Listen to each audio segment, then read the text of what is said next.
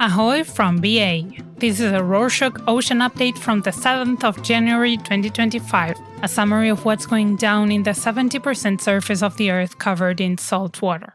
On Monday the 6th, current US President Joe Biden started blocking future oil and gas drilling across 625 million acres of US waters, including parts of the Atlantic and Pacific Oceans, the eastern Gulf of Mexico, and Alaska's northern Bering Sea. This aims to protect marine ecosystems, prevent oil spills, and strengthen Biden's climate legacy. Environmental groups praised the move for preserving habitats, while the oil industry criticized it, arguing it limits energy options. The Gulf of Mexico, a major oil production area, will be significantly affected. Congressional Republicans and President-elect Donald Trump have pledged to fight Biden's decision, saying it harms energy security and the economy. To know more about this story, check out the Rorschach Arctic update with the link in the show notes. Next up, the U.S. Bureau of Ocean Energy Management, or BOEM, has launched a new initiative to develop offshore wind energy near Guam, a U.S. island territory in Micronesia. A 90-day period of public feedback started on Monday the 6th. The project seeks nominations for potential leasing areas as part of Guam's plan to generate 50% renewable electricity by 2035 and 100% by 2045. The proposed area covers 2 million acres, starting 3 nautical miles or 5 kilometers from Guam's coast. During the comment period, the public can share insights on marine resources and ocean use, while wind companies can nominate areas for leasing. Elizabeth Klein, the BOEM director, said that wind energy development will help reduce carbon emissions and lower energy costs. In other news, on Thursday the 2nd, Tunisian authorities recovered the bodies of 27 sub-Saharan African migrants after their boat capsized off the eastern coast near the Kerkennah Islands. The boat was carrying irregular migrants attempting to reach Europe. In addition, authorities also rescued 25 survivors. The incident follows another boat disaster off the northern coast on Monday, the 30th of December, which resulted in 2 fatalities and 17 rescues. Tunisia, facing economic and political challenges, has become a major route for migrants who want to reach Europe. In September 2023, the European Commission pledged 127 million euros, more than $130 million in aid to Tunisia to address migration-related issues. On another note, on Thursday the 2nd, the newspaper The Guardian reported on the findings of a recent study published in Science Advances, which suggests that great whales, like the North Atlantic right whale, could live much longer than previously thought if not for human threats. Based on studies of whale earplugs and growth layers, fin and right whales may have the potential to reach ages over 100. However, industrial hunting, ship strikes, fishing entanglements, and climate change have reduced their lifespans to only 22 years.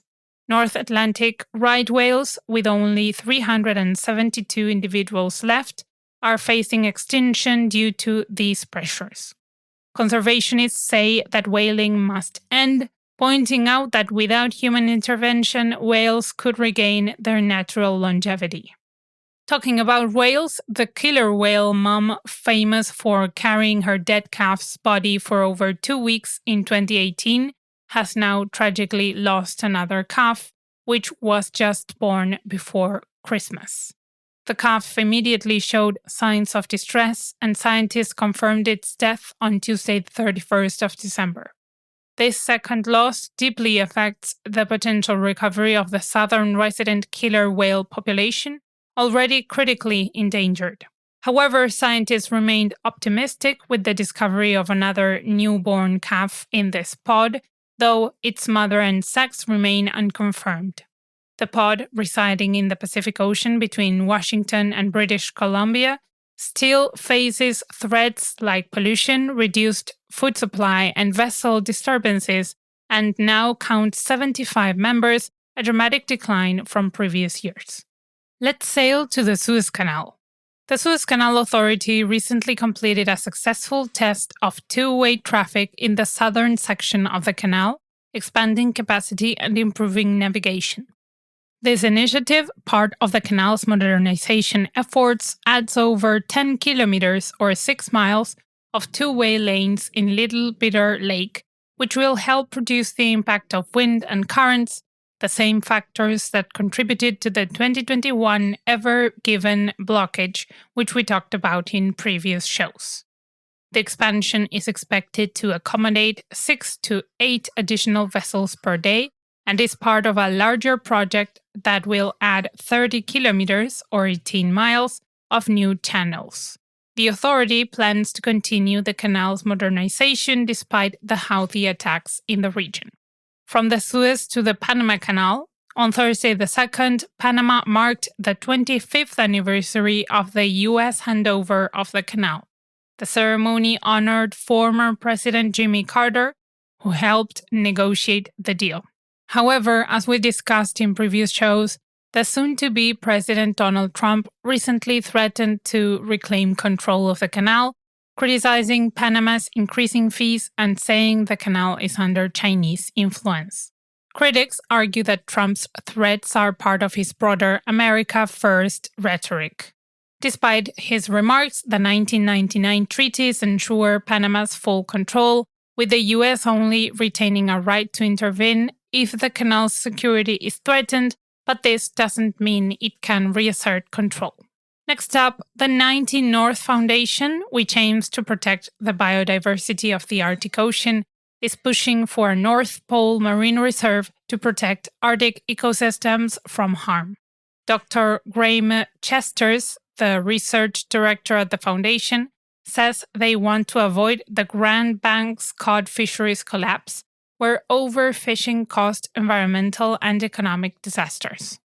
They point at the Central Arctic Ocean Fisheries Agreement as a positive example, which banned fishing in the Arctic until 2037, giving fish stocks and ecosystems a chance to recover. However, threats like shipping and seabed mining could undo this progress. The foundation stresses that a North Pole Marine Reserve would help ensure the Arctic stays healthy for future generations. From one pole to the other, researchers from Cardiff University and an international team warn that human-induced climate change is altering the Antarctic circumpolar current and southern hemisphere winds, similar to patterns during past warming periods. This current, crucial for regulating global climate and absorbing carbon dioxide, is shifting southward, leading to increased carbon release from the Southern Ocean into the atmosphere. By analyzing sediment cores from the Southern Ocean, the team linked changes in the current's flow to periods of warming and ice sheet retreat over the past 1.5 million years. During warmer times, the current slowed in mid-latitudes but accelerated near the pole, altering heat and carbon absorption dynamics. What about the Black Sea? As we discussed in previous shows, an oil spill from 2 aging tankers damaged in a December storm in the Kerch Strait has caused significant environmental damage to Russia's coastline and beaches in annexed Crimea. On Thursday the 2nd, the Transport Ministry of Russia said the spill was smaller than initially thought. The vessels leaked about 40% of their cargo, prompting an ongoing cleanup operation involving over 10,000 workers and volunteers. Russian authorities revised initial estimates, confirming 2,400 tons of oil spilled into the sea. The spill has impacted coastal regions near Anapa and Kerch, with 73,000 tons of contaminated sand removed so far. Cleanup crews face challenges due to the unique properties of the heavy fuel oil, which cause it to sink rather than float.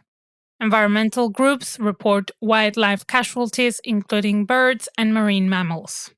In sports news, World Sailing, the global authority for the sport of sailing, partnered with the Solomon Islands Sailing Association to host a Level 1 technical course for coaches in the capital of the islands, Honiara, focusing on sailing instructors and supported by the Olympic Solidarity Program.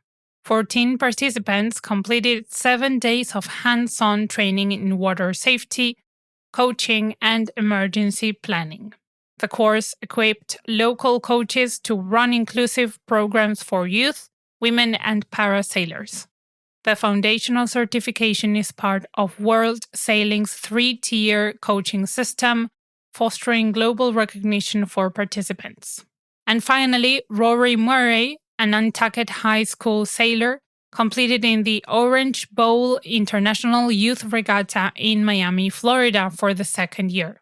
On Sunday, the 29th of December, he and his partner Luke Steindler finished 41st out of 91 boats, improving their ranking. Murray credits strong starts and improved skills for their success against top Olympic-level competitors. And that's it for this week. Thank you for joining us. Thanks for sticking around for this episode of the Rorschach Ocean Update. Thank you for your support, shares, and feedback. Got any ideas, suggestions, or just want to say hi? Just drop us a line at info@rorschach.com. Here's to another year of keeping you on the loop with what's going down in the 70% surface of the Earth covered in salt water. Happy 2025. See you next week.